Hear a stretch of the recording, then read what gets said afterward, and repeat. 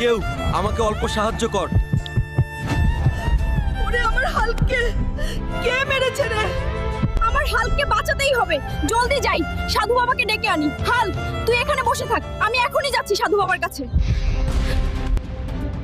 আমার হালকে জলদি রক্ষা করো, কেউ যেন আমার হালকে মেরে রক্তাক্ত করে রেখেছে। ঠিক আছে, জলদি চলো। একবার আমি এসে গেছি, আর কোনো চিন্তা নাই, এখনই ঠিক করে দিচ্ছি। যা যা, এবার তোকে কে মারছিল তাকে একদম খতম করে দিয়ে আস। আজকে তোদের বাঁচন নাই রে দানব। আমি যাচ্ছি তোদেরকে খতম করতে, রেডি থাকিস। তোদের একটা একটা করে লেজ কেটে এবার হাতে ধরিয়ে দিব রে পাগলা।